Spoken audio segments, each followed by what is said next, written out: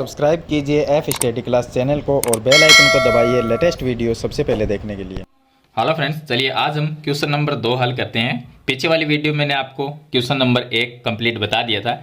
अगर वो वीडियो देखनी है तो डिस्क्रिप्शन में आपको चैप्टर नंबर 10 के प्लेलिस्ट का लिंक मिल जाएगा, उस पर क्लिक करके आप पीछे वाली वीडियो देख सकते हैं। तो प्रश्न नंबर 2 को हल करते हैं। इसमें दिया गया है कि किसी वृत्त की एक जीवा वृत्त की त्रिज्या के बराबर है। मान लीजिए ये एक वृत्त है और इसमें एक जीवा हमने ली है ए बी। ये ए बी जीवा है। ये जो ए बी जीवा है वो त्रिज्या के बराबर है। ये इसमें लिखा हुआ है कि जो जीवा है वो वृत्त की त्रिज्या के बराबर है। इसका मतलब ये जीवा और ये भी त्रिज्या है और ये भी त्रिज्या है, तो ये तीनों आपस में बराबर होगी, क्योंकि इसने लिखा है कि जीवा है वो त्रिज्याओं के बराबर है। तो दोनों त्रिज्या है वो तो बराबर होगी ही, इसके साथ में जीवा भी बराबर हो गई। तो ये तीनों जो भुजाएं हैं वो आपस में बराबर हो गई। जीवा द्वारा लघु चाप के किसी बिंदु पर, अब जीवा द्वारा लघु चाप के किसी बिंदु पर अंतरित कोण ज्ञात कीजिए।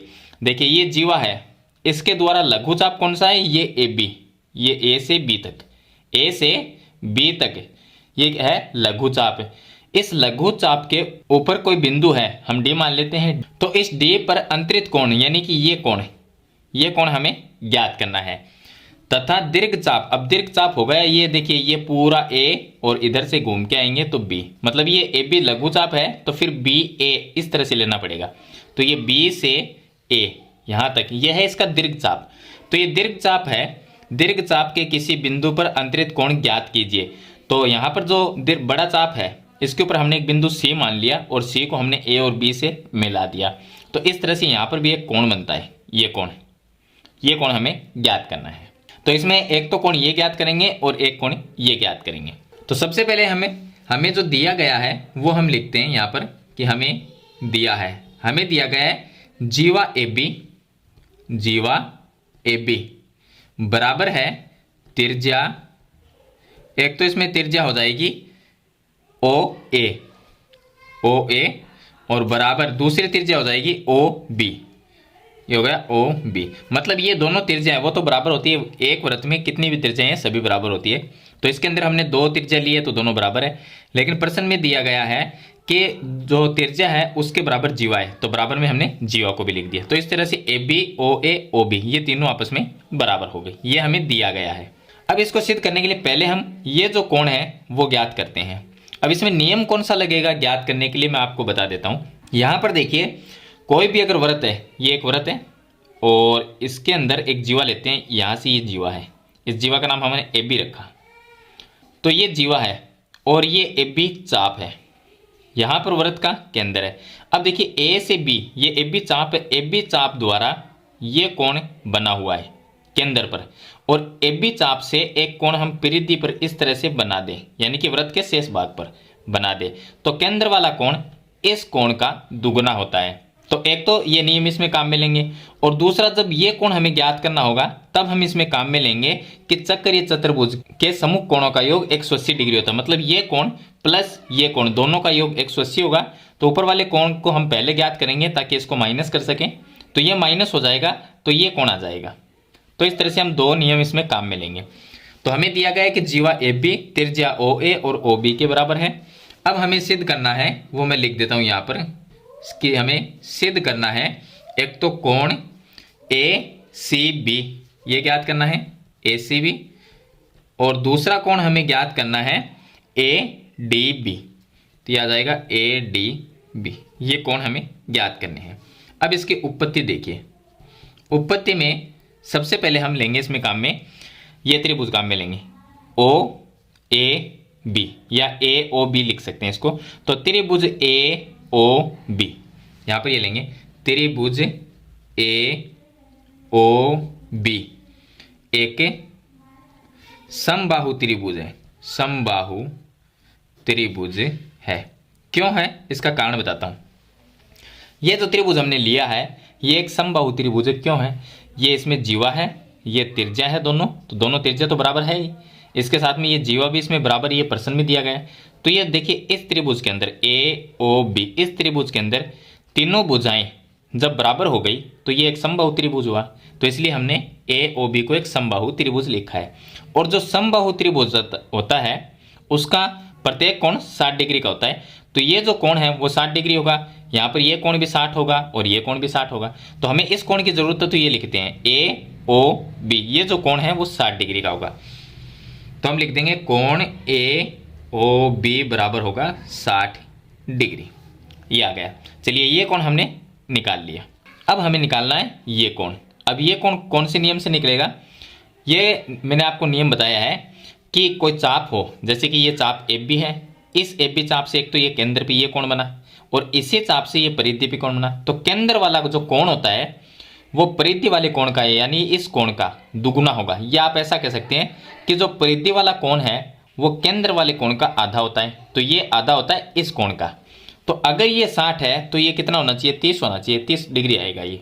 तो इस तरह से आपको पता होना चाहिए।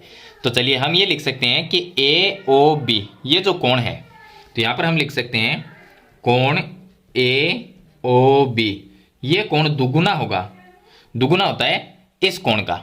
तो इसका नाम क्या है? ए सी बी है। तो कोण ए सी बी। अब इसका एक कारण आपको लिखना पड़ेगा। तो यहाँ पर मैंने कारण लिखा है कि किसी चाप द्वारा केंद्र पर अंतरित कोण उसी चाप द्वारा वृत्त के शेष भाग पर अंतरित कोण का दुगुना होता है। मतलब ये केंद्र वाला कोण जो वृत्त की परिधि पे कोण बनता है उसका दुगुना होता है। तो इस तरह से लिखेंगे। अब यहाँ पर ए ओ बी इसका मान 60 डिग्री है, तो इसकी जगह मैं 60 लिख देता हूँ और बराबर में ये आ जाएगा दो कोण ए सी बी।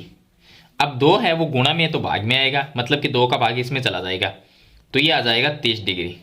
तो यहाँ पर हम लिख देंगे 30 बराबर कोण ए सी बी, यानी ये जो कोण है वो आ गया 30 डिग्री का। तो ये भी हमने ज्ञात कर लिया। अब हमें ये कोण निकालना है। अब ये कोण कैसे निकलेगा? देखिए ए सी बी और डी, ये आपको एक चतुर्भुज तो दिखाई दे रहा होगा और इस चतुर्भुज के जो शीर्ष हैं वो इस वृत्त के ऊपर स्थित है। ये आपको दिख रहे हैं, ए है वो भी वृत्त पर है, सी भी वृत्त पर है, बी भी वृत्त के ऊपर है और डी भी वृत्त के ऊपर है। कोई भी चतुर्भुज होता है उसके अगर शीर्ष वृत्त के ऊपर स्थित हो तो वो एक चक्रीय चतुर्भुज होता है। ये आपको ध्यान रखना है। तो इसका मतलब ए सी बी डी ये जो चतुर्भुज है इसको हम चक्रीय चतुर्भुज कह सकते हैं। तो ये लिखेंगे यहाँ पर चतुर्भुज, यहाँ पर लिखेंगे चतुर्भुज ए सी बी डी एक चक्रीय चतुर्भुज है, चक्रीय चतुर्भुज है क्योंकि इसके चारों शीर्ष वृत्त के ऊपर स्थित है। तो ये चक्रीय चतुर्भुज है, ये हम कह सकते हैं। अब जो चक्रीय चतुर्भुज होता है उसके सम्मुख जो कोण होते हैं उनका योग 180 डिग्री होता है। मतलब एक कोण ये और एक कोण ये, इनका योग 180 होगा। या एक कोण ये ले सकते हैं पूरा और एक कोण ये ले सकते हैं, लेकिन यहाँ पर हमारे पास में किसी भी कोण का मान नहीं है। लेकिन इन दोनों को लेंगे तो इनमें से एक का मान 30 डिग्री है तो दूसरे का हम आसानी से निकाल सकते हैं। तो यहाँ पर एक कोण ये लेते हैं और प्लस दूसरा कोण ये, इन दोनों का योग 180 होगा।